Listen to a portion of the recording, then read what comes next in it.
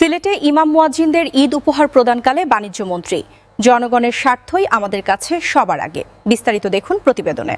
শিল্প ও বাণিজ্যমন্ত্রী খন্দকার আব্দুল মুক্তাদির বলেছেন, সরকারের হাতে অনেক ধরনের ব্যবস্থা বা মেকানিজম থাকে, যেমন শুল্ক, আমদানি সংক্রান্ত নীতিমালা, বিভিন্ন ধরনের কর, ভ্যাট ইত্যাদি।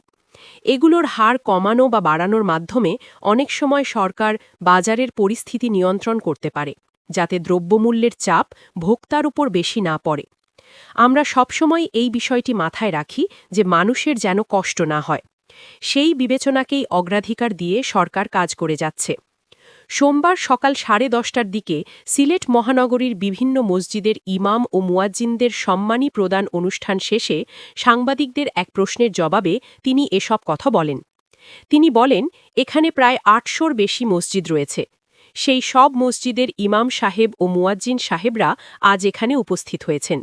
তাদের জন্য আমাদের প্রধানমন্ত্রীর পক্ষ থেকে প্রদত্ত ঈদ উপহার পৌঁছে দেওয়া হবে। প্রতিটি মসজিদের ইমাম ও মুয়াজ্জিনদের জন্য ঈদ উপলক্ষে কিছু সামান্য হাদিয়ার ব্যবস্থা করা হয়েছে। সিটি কর্পোরেশনের মাননীয় সভাপতির মাধ্যমে সেই উপহারগুলো বিতরণ করা হবে।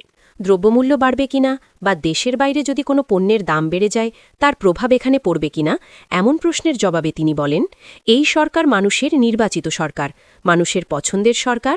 এই সরকার যে কোনো কাজ করার সময় সবার আগে বিবেচনা করবে যাতে সাধারণ মানুষের কষ্ট না হয়। আমরা আশা করি বাজারের পরিস্থিতি স্থিতিশীল থাকবে।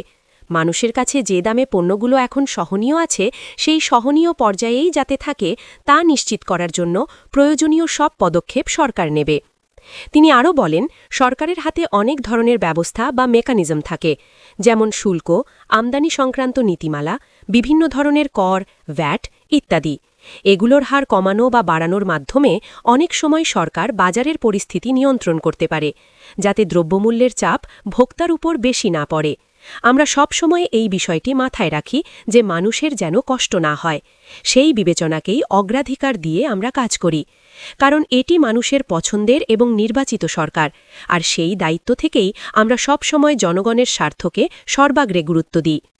আমাদের জন্য আমাদের অন্তত 2টা লক্ষ্য স্থির করা আছে।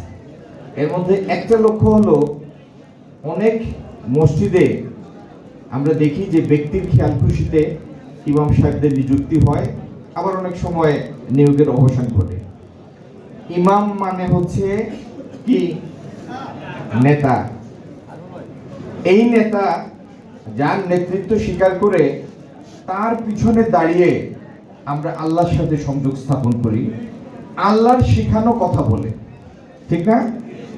তো যদি তারা নিজের মন থেকে পূর্ণ না থাকেন, নিজের মনের মধ্যে নিজের মর্যাদার বিষয়ে আস্থাবান না থাকেন, তাহলে কেমন হয়? সেই জন্য আমরা চাই আগামী দিনে একটা রাষ্ট্র স্বীকৃত বিধিমালা, যেটির বদৌলতে ইমাম সাহেবদের নিযুক্তি ঘটবে অথবা নিযুক্তির অবসান ঘটবে। একটা রাষ্ট্র স্বীকৃত বিধিমালা, কোনো ব্যক্তির খেয়াল খুশিতে না। আর আরেকটা জিনিস আমরা চাই, যেন তারা এমন একটা হাদিয়া পান যেটা 4-6 জনের একটা সংসার চালানোর মতো হয়।